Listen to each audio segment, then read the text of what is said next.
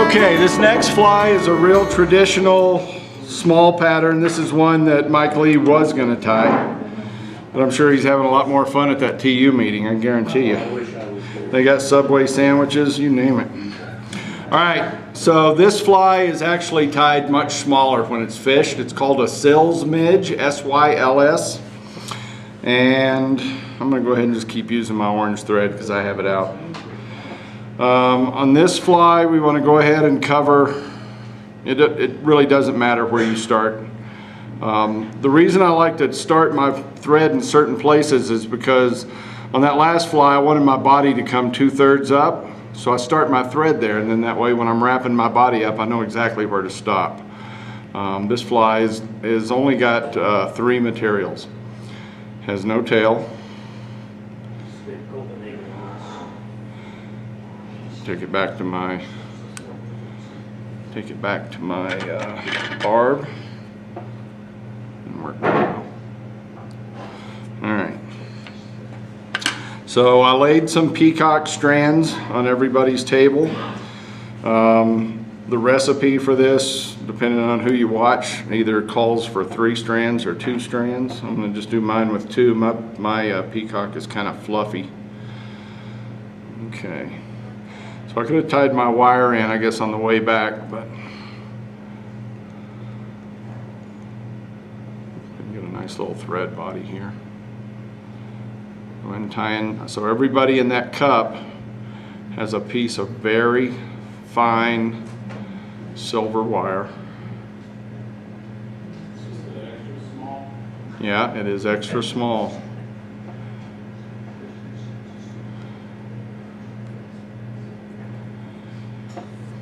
All right, so what we're going to do in this one, I think,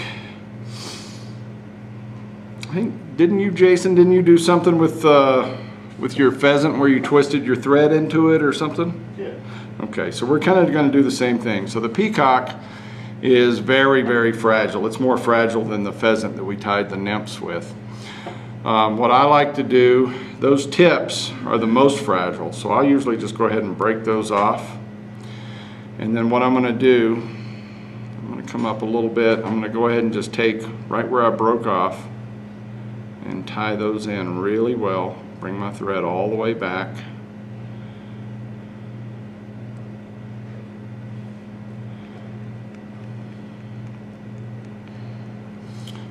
Okay, so now I'm tied in, and what I'm going to do is I'm going to take my pheasant, peacock, and my wire. I'm going to pull it all down together, and then I'm going to take my hackle pliers.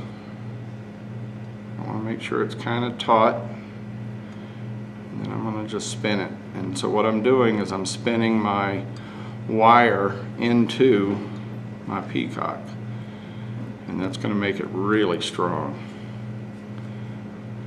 Even stronger than thread, maybe. You can also make a dubbing loop with your thread and use. Yeah, yeah. Just following the directions.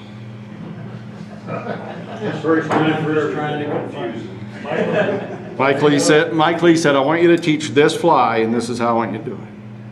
I said, all right, Captain. Go to TU and shut up. And then I'm just doing touching wraps going forward. And all I want to do is leave room for my soft hackle on the front. This fly looks a little funny, I think, tied this size. This is I think we have 12s.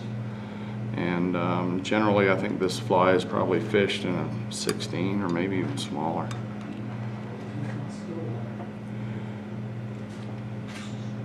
I can tell you I've tied 2 of these in my life.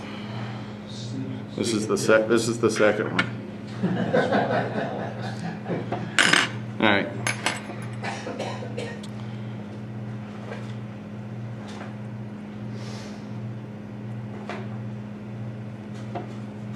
All right, so now I have a little tie-in point for my feather. Again, I'm going to take my partridge.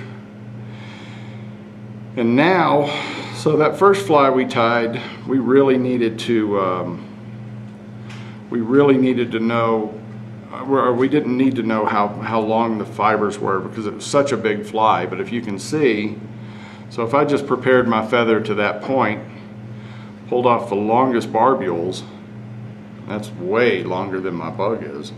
So what I'm going to have to do is I'm going to have to just continue heading up, and I want to make sure that I strip off both sides evenly. So if whatever number I'm taking off of one side, I'm taking off the other. You don't have to count them, you can just tell by the way it looks when you're done.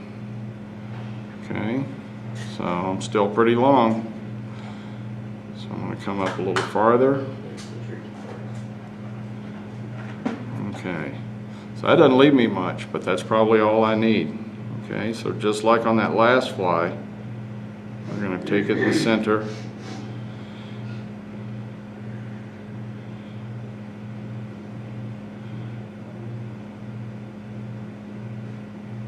Okay, and so that's my tie-in point. Now what a lot of people do on small flies, so you can leave it that long, tie it down, fold it back, and tie it down, and that's probably the most secure way, which is the way we did that last fly. But I'll just, since we're teaching here, come in and just clip it.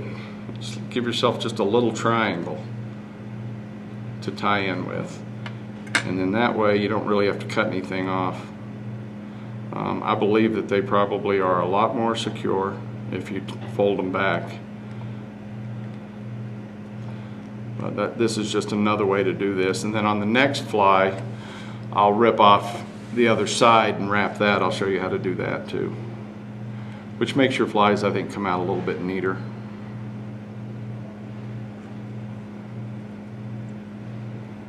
I'm gonna stop drinking coffee before I do this. All right, so now the same as last time, we're gonna wrap. Stroke all your barbules back as you wrap. And on this fly, you don't want it to be, so just because I have this much left doesn't mean that I want all that on my bug. I'm kind of going to look at it. We want this to be kind of spidery looking, and I think that that's about as far. That was 2 wraps or maybe 2.5 wraps.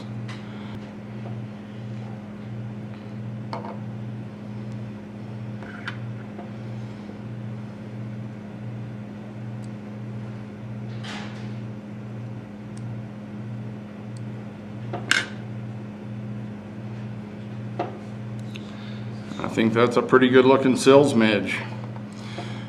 Foot finish. I like the orange thread. That's good. Yeah, orange and green. Little hot spot. Yeah. I did that on purpose. He's a wizard. Mike's gonna know. This is- And then again, I would put a little head cement on that. And if you don't like the way all your hackles are laying, something that works really good for soft hackles, I think, is an old toothbrush.